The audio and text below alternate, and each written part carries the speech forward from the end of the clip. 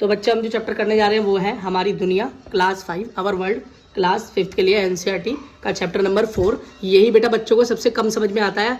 आओ पृथ्वी के स्थान खोजे। इससे पहले बेटा ग्लोब है, इससे पहले कौन सा चैप्टर था? ग्लोब। आप पढ़ चुके होंगे। तो बेटा ग्लोब का मतलब मानचित्र होता है, लेकिन ग्लोब को पढ़ते कैसे हैं, ग्लोब के ऊपर अपनी जगह को ढूंढते कैसे हैं बेटा, उसके लिए ये चैप्टर है। तो इसमें देखो सबसे पहले नीचे करो बेटा, कैमरे को नीचे करो, बस बस बस इतना ही रखो, ठीक है। देखो बेटा अब इसके अंदर क्या चीज़ दिखा रखी है, इसके अंदर बता रखा है कि बेटा नक्शे के अंदर एक होती है भूमध्य रेखा, अक्षांश रेखा, देशांश रेखा। ये इस सब चीज़ों में बच्चे कंफ्यूज हो जाता है, तो बेटा कंफ्यूज होने की जरूरत नहीं है, मैं आराम से बता देता हूँ, प्यार से समझो, ठीक है, प्यार से समझो। ये मान लो बेटा ये धरती या ग्लोब है, आप पहले पढ़ के आ चुके हो, कोई दिक्कत नहीं है, पर मेरी ड्राइंग पे मत जाना, समझाने पे जाना बस। टिंगे टिंगे वाले लड़के का चेहरा सा बन गया ये तो गोला बन गया, कुछ कुछ पूरा तो नहीं पर कुछ कुछ बन गया, ठीक है, काम चलाओ इससे। तो ये हमारी पृथ्वी है, इसको बेटा ग्लोब भी कहते हैं। क्या कहते हैं? ग्लोब भी कहते हैं। आप पिछले चैप्टर में पढ़ चुके हो। ले बेटा इसे थोड़ा सा और ओके कर देता हूँ ऐसे, बस बस। अब पता नहीं और ख़राब कर दिया कि सही कर दिया, देखो है ना। अब इसके अंदर बेटा एक लाइन जो बीच में जाती है, कहाँ? बीच में। सबसे पहले ये लाइन खींचना सीख जाओ, जो ये सीख गया उसका काम हो गया। बेटा पृथ्वी के बीचों बीच एक लाइन जाती है, उसे क्या कहते हैं? भूमध्य रेखा। क्या कहते हैं बेटा? भूमध्य रेखा। कहाँ गई आपके बुक में? हाँ ये देखो, ये दिखा रखा है ना कि जैसे पृथ्वी ने एक बेल्ट पहन रखी हो। क्या पहन रखी हो बेटा? बेल्ट पहन रखी हो। समझ में आ गया? हाँ ठीक है बेटा। अगली चीज देखो, तो हमारी ये मिडल लाइन हो गई, भूमध्य रेखा हो गई।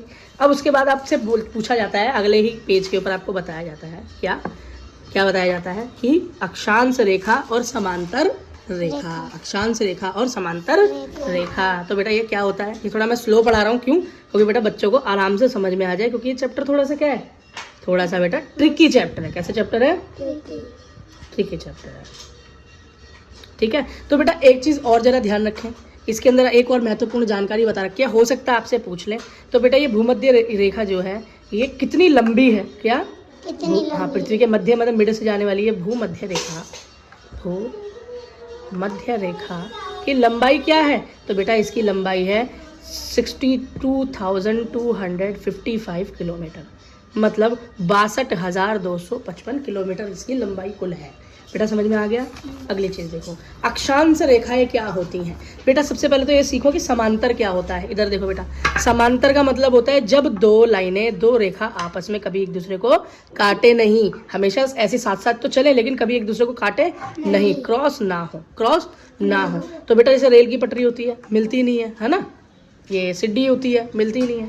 तो बेटा ऐसे ही इस भूमध्य रेखा से बराबर में बेटा बहुत सारी लाइनें जाती हैं, ऐसे ही। कैसे? इसके समांतर। कैसे? इसके समांतर, बिल्कुल कहीं मिलेंगी नहीं इससे, लेकिन इसके समांतर, समान अंतर पर कभी एक दूसरे से ना मिलने वाली लाइनें खींचती चली जाएंगी। कहाँ तक? ध्रुवों की तरफ। अब ये ध्रुव क्या होते हैं? तो बेटा जो पहला चैप्टर पढ़ के आए हुआ ग्लोब, वो पता है ध्रुव होते हैं बेटा हमारे पृथ्वी के पॉइंट्स। जो ग्लोब होता है ना, ग्लोब, इस ग्लोब के अंदर बेटा तो इस तरीके से एक स्ट्रक्चर बना होता है ना, स्टैंड, और वहाँ पर जुड़ा होता है, ठीक है बेटा। तो ये मैं मिटा देता हूँ, नहीं तो कंफ्यूजन हो जाएगी, बस याद दिला रहा, चैप्टर नंबर 3 याद दिला रहा था तुमको, ठीक है बेटा। तो उनको इंग्लिश में पोल्स कहते हैं, और हिंदी के अंदर बेटा क्या कहते हैं? हम ध्रुव कहते हैं। क्या कहते हैं बेटा? ध्रुव कहते हैं। तो देखो एक बार ये स्ट्रक्चर देखो, देखो है ना पिछले चैप्टर के अंदर, तो ग्लोब का एक सिरा और एक दूसरा सिरा, एक सिरा और दूसरा सिरा। बात समझ में आ गई? छोर हो गए पृथ्वी के छोर, तो छोरों तक जा रही है ना ये, देखो ये लाइनें कहाँ तक जा रही हैं? छोरों तक। और एक बात समझो, इन्हीं को बेटा अक्षांश रेखा बोलते हैं। क्या बोलते हैं? अक्षांश रेखा या समांतर रेखा कह लो, इनको समांतर रेखा भी कह सकते हैं ना, क्यों? ये कभी एक दूसरे से मिलती नहीं है, तो एक ही नाम है अक्षांश रेखा और समांतर रेखा, मतलब एक ही बात है। क्या? एक ही बात है, अलग अलग बात नहीं है। अच्छा अब एक बात याद रखना बेटा, एक तरफ तो हमारा दक्षिण गोलार्ध है, एक तरफ दक्षिण और एक तरफ उत्तरी गोलार्ध होता है, मतलब एक तरफ साउथ पोल है तो एक तरफ हमारा नॉर्थ पोल है। क्या है? साउथ पोल है। हाँ, तो कहाँ पर है? तो बेटा नीचे की तरफ साउथ है, या बेटा इंग्लिश में इसको क्या कहते हैं? दक्षिण। बोलो। और बेटा ऊपर है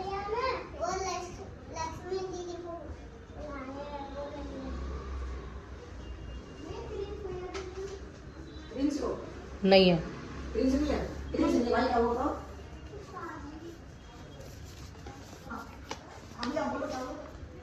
देखो बेटा अब अगली चीज़ देखो एक और। अब बेटा इसके अंदर एक इम्पॉर्टेंट बात क्या है कि यहाँ इस मिड पॉइंट से ऊपर नॉर्थ पोल तक, गोलार्ध तक, ध्रुव तक, और यहाँ साउथ ध्रुव तक कितनी रेखाएं खींचती हैं? तो बेटा 89 खींचती हैं। कितनी? 89 ऊपर और 89 नीचे। क्या है ना, समझ गए? तो दक्षिणी गोलार्ध मतलब गोलार्ध क्या होता है बेटा? पृथ्वी को दो भागों में बांटते हैं, पिछले चैप्टर में सीख गए। एक जो उत्तर की तरफ है आधा, मतलब इस लाइन ने इसको बीच में से आधा बांट दिया धरती को, तो जो आधी पृथ्वी है इसको बोलते हैं उत्तरी गोलार्ध, और जो नीचे की आधी को क्या बोलते हैं? दक्षिणी गोलार्ध। तो क्या बोलेगा? उत्तरी गोलार्ध में कितनी अक्षांश रेखा होंगी? 89। और बेटा ये दक्षिणी या साउथ पोल में, दक्षिणी गोलार्ध में कितनी रेखाएं होंगी? 89। ठीक है, 89। बात समझ में आ गई? अगली चीज देखो बेटा। अच्छा एक बात और देखो। अब बेटा डिग्री आपको पता है ना, आप डी का इस्तेमाल करके एंगल निकालते हो, कोण निकालते हो। क्या निकालते हो? कोण निकालते हो। तो बेटा कोण कहाँ से शुरू होते हैं? 0 डिग्री से शुरू होते हैं। हाँ, तो बेटा मैं डिग्री की बात कर रहा था, कोण की। तो आप याद रखना बेटा, बीच में भूमध्य रेखा पर जो कोण बनता है वो 0 डिग्री का बनता है। किसका बनता है बेटा? 0 डिग्री का। और ये बढ़ता जाता है। क्या बढ़ता जाता है? और बेटा यहाँ पर जाके पोल पे, ध्रुव पे 90 डिग्री का हो जाता है। ध्रुव पे 90 डिग्री का हो जाता है। इतनी बात ध्यान रहेगी? हाँ बेटा, इतनी बात ध्यान रहेगी, कोई दिक्कत तो नहीं है? अच्छा, अब एक चीज ध्यान रखना, अगली चीज होती है कर्क रेखा और मकर रेखा। क्या? कर्क रेखा और मकर रेखा। तो बेटा एक चीज देखो, अक्षांश रेखा और हमारी कौन सी हो गई दूसरी? मकर रेखा कौन सी होती है? अक्षांश रेखा पर, हाँ, मकर रेखा और कर्क रेखा कौन सी होती है? तो बेटा कर्क रेखा हमारी कौन सी वाली होती है? कर्क रेखा हमारी होती है, देखो ऊपर बेटा, तो मध्य रेखा से ऊपर मतलब उत्तर वाली अक्षांश रेखा को कर्क रेखा कहते हैं। तो ये जो अक्षांश रेखा है ना हमारी उत्तर वाली, तो यहाँ जितनी भी उत्तर वाली अक्षांश रेखा है इसको हम कर्क रेखा भी कहते हैं। क्या? कर्क रेखा भी कहते हैं। और बेटा हमारी ये नीचे वाली, क्या? नीचे वाली मतलब दक्षिण वाली अक्षांश रेखाओं को हम मकर रेखा, मतलब नीचे वाली रेखा को हम मकर रेखा भी कहते हैं। बात खत्म हो गई। अब आपको समझ में आ गया अक्षांश रेखा क्या है, समांतर रेखा क्या है, भूमध्य रेखा क्या है, और कर्क रेखा क्या है, और मकर रेखा क्या है। समझ में आ गया बेटा? हाँ, सबको समझ में आ गया। अब अगली चीज देखो बेटा, एक चीज याद रखना, उत्तरी गोलार्ध में, आपकी बुक के अंदर लिखा है, इंपॉर्टेंट बात है, क्या लिखा है? उत्तरी गोलार्ध में 23 डिग्री 23 सही 1/2 मतलब 23 और आधी डिग्री अक्षांश पर स्थित है। क्या? गोलार्ध में, उत्तरी गोलार्ध में। और अक्षांश रेखा मकर रेखा जो कि दक्षिणी गोलार्ध में 23 1/2 अक्षांश पर स्थित है। आर्कटिक रेखा उत्तरी गोलार्ध में इतने अक्षांश पर स्थित, मतलब इनकी स्थिति बताई हुई है कोणों के हिसाब से। क्या बताई हुई है बेटा? स्थिति बताई हुई है कोणों के हिसाब से। समझ गए? अगला देखो, देशांतर रेखाएं क्या होती हैं? क्या? देशांतर रेखा।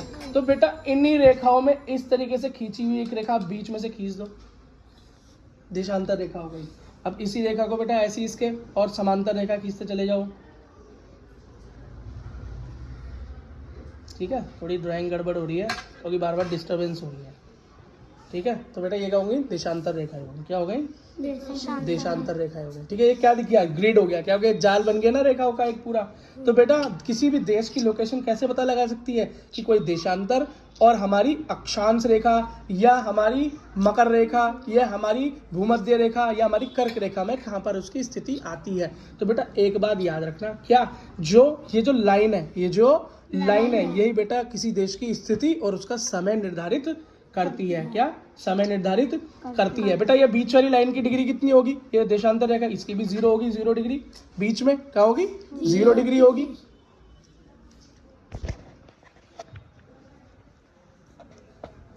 ठीक है, देखो बेटा अगली चीज देखो, भूमध्य रेखा 0 डिग्री देशांतर पर स्थित है।